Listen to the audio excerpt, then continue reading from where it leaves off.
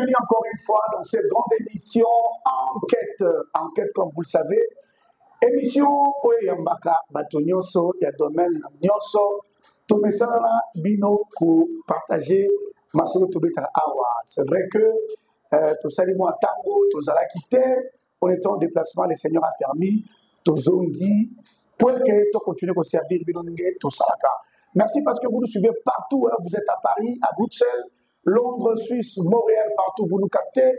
Vous nous suivez à Brazzaville, vous nous suivez en Angola, vous nous suivez en Afrique du Sud, partout au Botola Dabiso, Zamba Bonabino, Apa Bonabino. Moi, c'est le tonton national, le tonton Espérant Kassongo, Moana Maele, comme nous le faisons tous les jours. Alors, Boyebi, dans l'émission Oyo, dans un baki pour Nabino, le prophète Daniel, message par rapport à Makamozali Kolekanamboka. C'est vrai qu'il y a ça qui moi polémique, il y a ceux-là qui ont critiqué, il y a ceux-là qui l'ont encouragé, et puis après, tout le monde qui message ici l'a quitté parce qu'on n'avait pas assez de temps, il a fallu à continuer.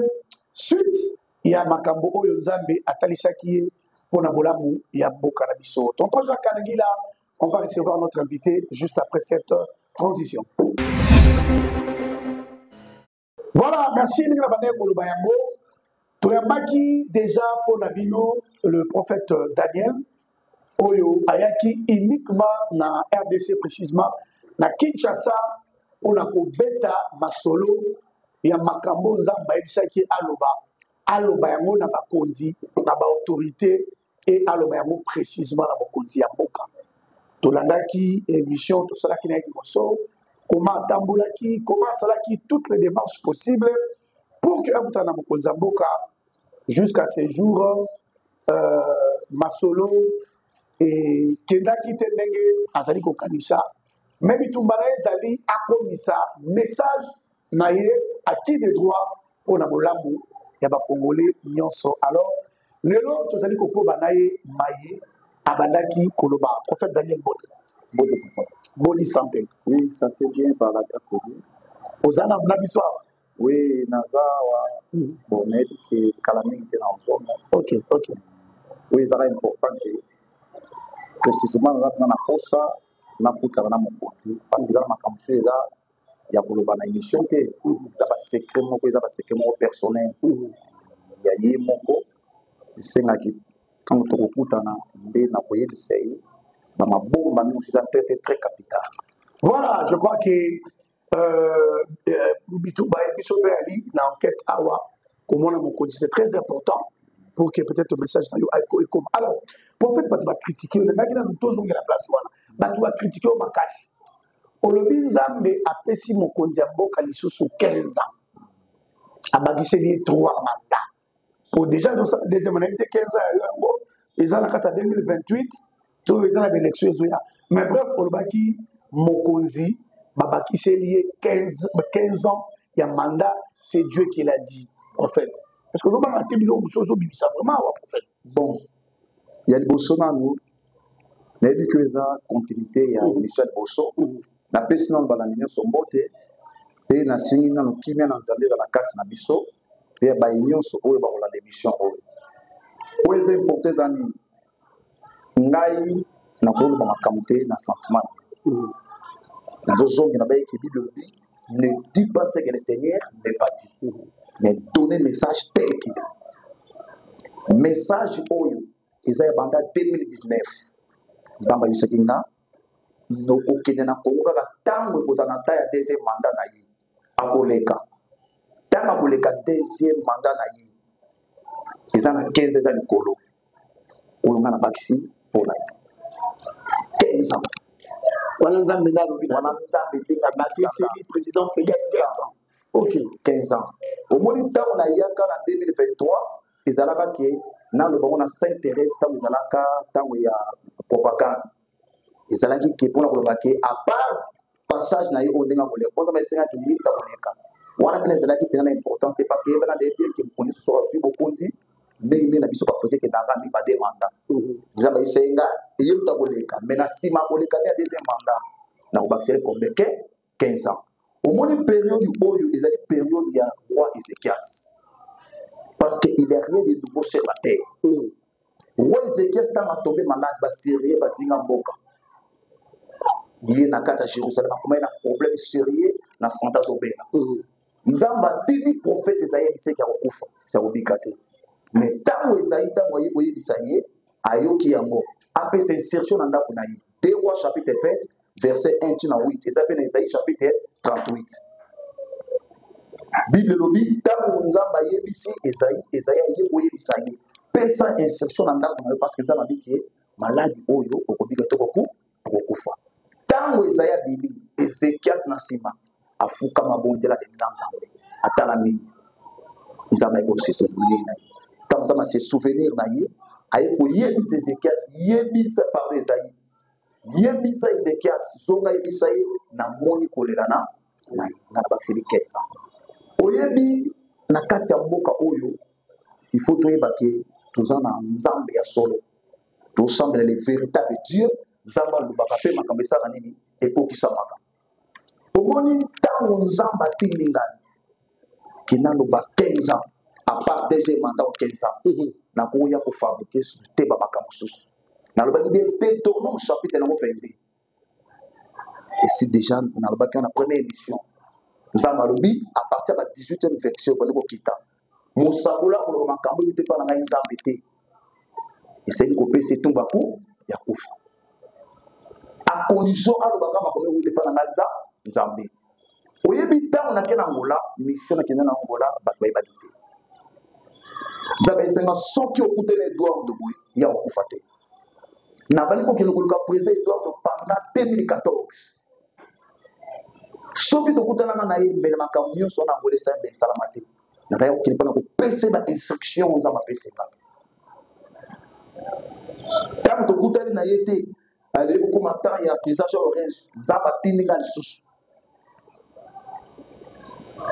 nazokende kokutana na président Jean Lorenz mpona makambo oyo koyebisa tala nzambe azoloba boye fosala boye mais marke tokutana te me nayebiki ntango na kosonga suku tokutana na ye mpo ayeba mabomba ya nzambe donc ce qui est important eza nini makanisi na biso ezaka ya nzambe te bato bakodute 15 ans wana eza bato yango eza nzambe te constituer le but des mandats ici oui un mandat plutôt renouvelable constitution ndenge te mandat renouvelé esili wana eza selo bango ndenge balobi est-ce que bato oyo bazokufa na baese oyo bakufi wana est-ce que babandi kokufa lelo est-ce que constitution ezomona nini mpe ezoloba nini mpe décision nini oyo ezwi place wana bato bakoki kokapita nzambe honoraka bato basalaka nini bahonoraka parole soki bozo honore parole de Dieu te moye mpe nzambe honore bino bozoloba eza te parce que bible elobi na Romains chapitre 13 verset nango 1 à 2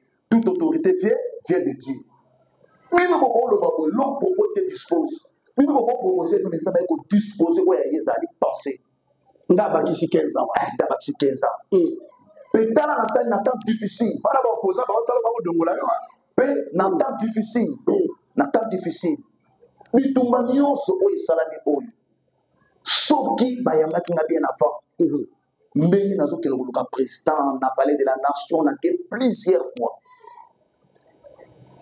ndenge nake koluka ye partout wana nake na camp kokolo basoda ya camp kokolo elinga très bien nake ti na bureau ya général Christian Chiwewe wana ntango wana aza na nde na place mais azalaka te akendaka Paris nakutana directeur na ye ya cabinet du colonel ese makambo ye nango eza très important mpona este soki bayambaka nga depuis ba 4e mois wana ba 5e mois ya 2024 ebele makambo eza te parce que nzambe ayaki kopesa vision oyo ke bato bakosala mpona koarrete bitumbala kuna este bitumbala eza eloko te soki nzambe afongola mai ebongo bitumbala ezali mais prophète ozoloba très bien message au lobby il fallait epesa avant le Seigneur apesaki yo maloba oyo efengelaki oloba osali nyonso osala mais qu'est-ce qui fait que jusqu'à ce jour ozokomona mokonzi to que toyebi mokonzi na biso ya mboka azali très cool azali très hospitalier ayambara bato malamu, asolana bato malamu. Si toutes les démarches ont été faites, ni les a empêché Tilelo au moins à Mboka, on peut sa message dans la question. On a un problème dans la société parce que nous avons déjà la mikanda et pas maman Marthe Ezali. Ce qui va bien pour nous, na 10 millions de baboué bisaba. Que mon temps on y a awa banda 2024 na 3e mois. Ce qui n'a pas de la nation baboué bisaba, mon temps on y a banda février. Ba bref bezali. Na ba caché nyonso Ezali. Na ke na kapokolo.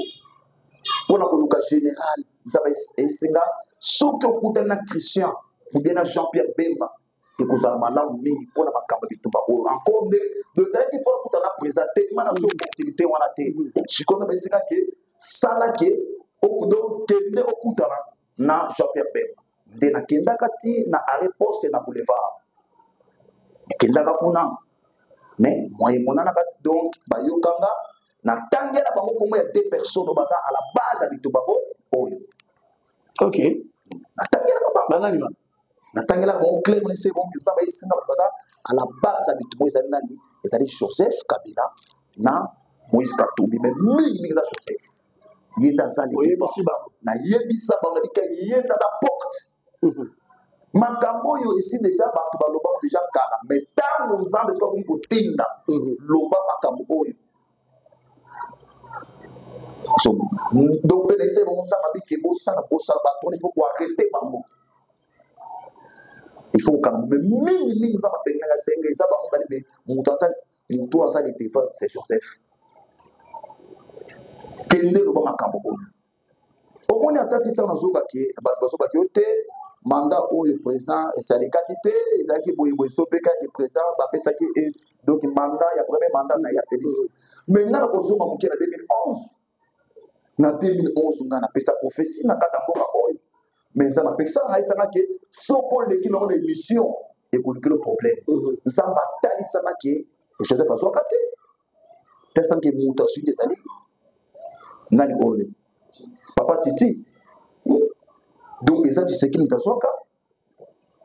Na comme ça pour des formations tu es pas président moko il y a IDPS personnel mais ça pour faire il y a pasteur Mutombo parce que bato ba bundi mingi pendant répondre ba IDPS n'a dit que un jour nous avons organiser la bango na comme ça ni ne pas bango mais ça nous a battu Singapour et comment on fait formation comment on tina IDPS kaka na batanga les avis série oyo fait perdre IDPS baso bunda.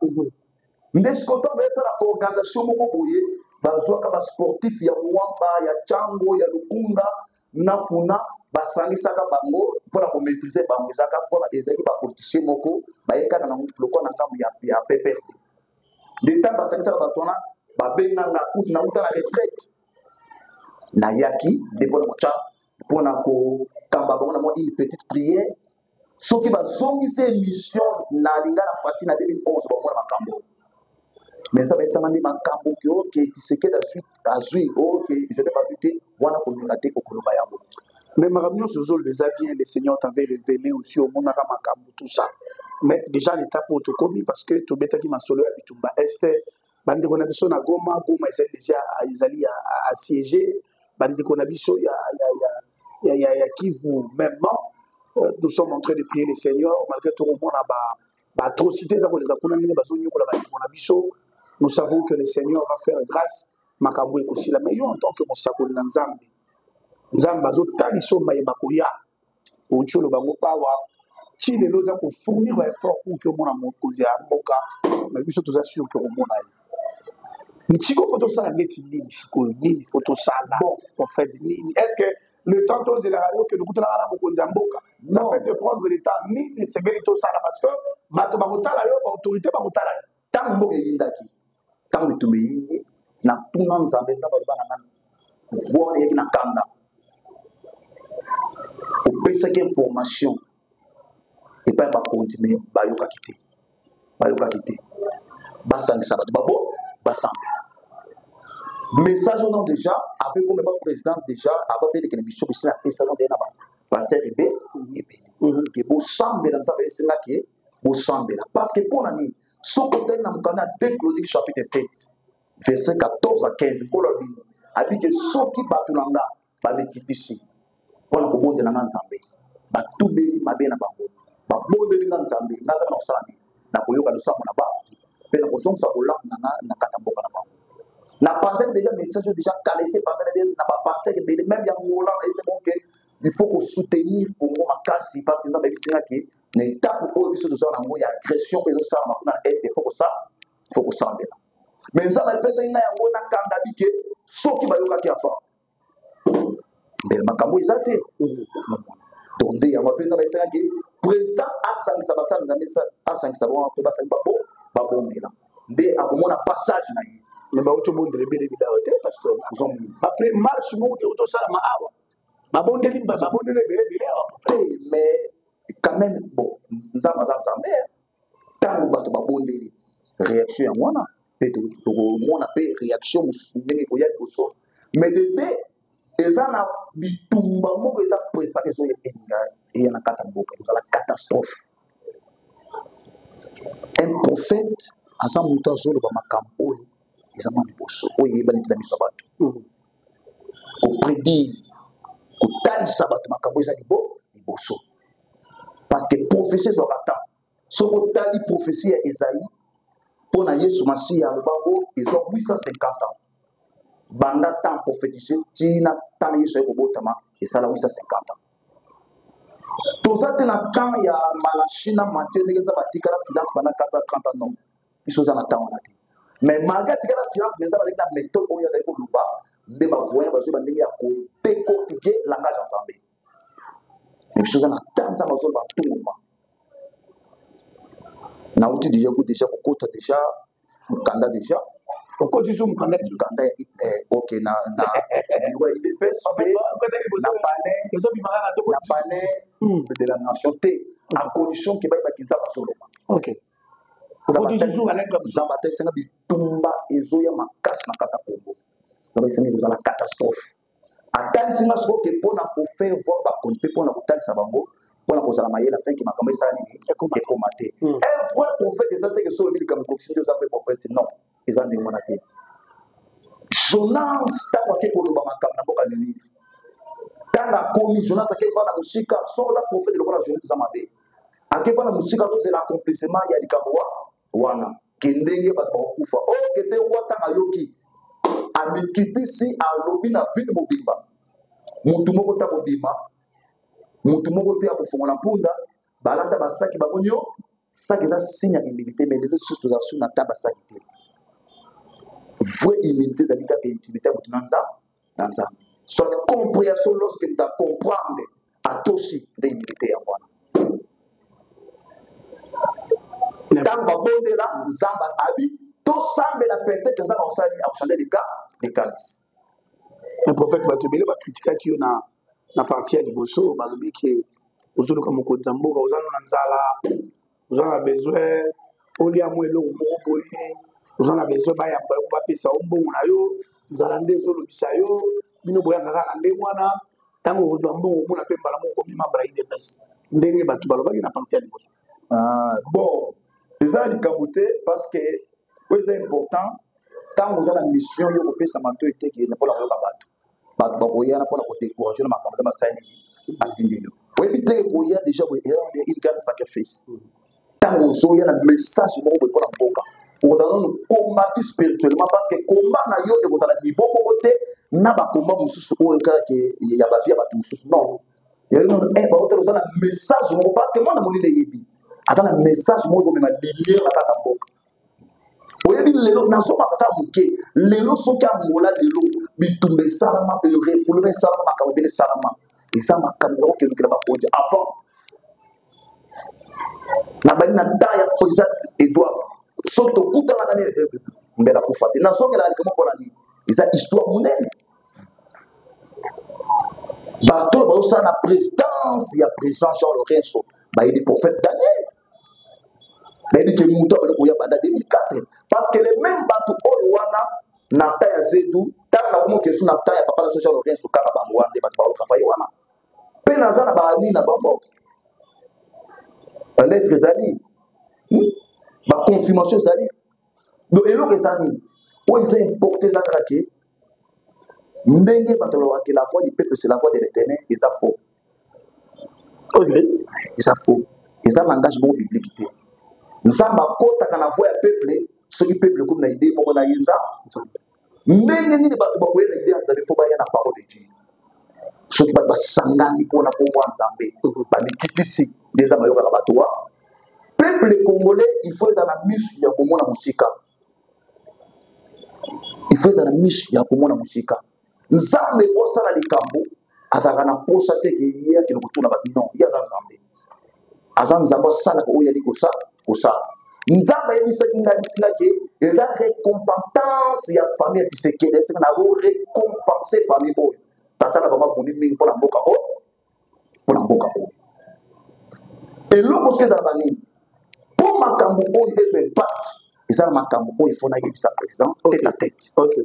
Eza makambo eza secret ba profondeur on a yebisa. Et puis roi Ézéchias a comme ça dit non te 15 ans on a écouté. Oui on a écouté parce que pour roi moko ba ko benga Merodach roi Babylone. Na tango za makangoli roi Ézéchias aye kotinda banani atindi bato na ye baye na kati ya Jérusalem baye na ba lettre pe na cadeau tam baye lokola ba invité au kete bazali ki na espion oyo basali batinda makepa ya roi ya Babylone tam roi bakomi boye Ézéchias ayamba bango atalisa bango nyonso ya ndako na ye ba secret nyonso nde osala ke 15 ans salidi e kokisa mate eza faute ya prophète te ezaki faute ya nani Ézéchias oyo kete ndenge tozalaka boye tozalaka na ba principe oyo nzambe apesaka oza kokuta na motu boye okoyebisa boye ntango lokola Ézéchias asengaki signe nga mpe naza na signe oyo nzambe apesaki nga seki soki okute na président boye soki oyebisi ye signe wana ekoconteste na nkata ndako na ye na boto soki okutani na ye okoyebisa makambo oyo ekosala Ézéchias asengaki signe prophète Esaïe a démontré que maloba ko écouter pas nzambe donc yo poza na signe ko démontrer signe on ça va pesa inga pona ko yebisa ko konta mboka ko ça complique kana journée wana kaka ndako na yi il s'appelle ce qui est pour ça que bato ata balobi yesu kuta finamaki et bon ngai abi boko finama donc bato nyonso oyo baza kolanda nzela nzambe oyo nyonso bazali baporter l'évangile à Jésus Christ bazala toujours ngili donc ebandi lelo te il n'y a rien de nouveau sur la terre. Il n'y a rien de nouveau sur la terre. Il s'appelle prophète Daniel. Aouti Moussika n'a expliqué. Alors prophète, comme nous sommes aussi ici vraiment déjà, toké moi babinité belé. Combat ezali kaka okutana mokonzi toyebi biso tozondima ke bokutana sikoyo otosukisa biso pe en tant que Congolais le temps yo mosalo nzamba tindi ekokisamba il faut tozala na attitude ya ndenge nini prophète vous avez déjà envahi toi là ba problème belé qu'est-ce que le peuple devait faire bon c'est important ça dit sauf dans Romains chapitre 13 on a verset 1 à 2 Bible dit toute autorité vient de Dieu. Et ça, beaucoup de monde des ala 5 examens à ça. Verset 2, tina 3. Zamba Bible. Alors que moto sabaka benabino ya l'état. Oyo bazo kamba bino. Soki bozo to sabamote, bozo la lutte contre Nzambe. Le mutu nyonso oyo pe atele makapona ko loba, pona ko telemela ba loi ba konza mboka. Ça veut dire ça la lutte contre Nzambe. Ça m'a été, les arômes. Tout tel est la candé, oh, ton bon, on a raté, comme si on m'a camé, ils ont pas raté la parole de Dieu, on a des ressources.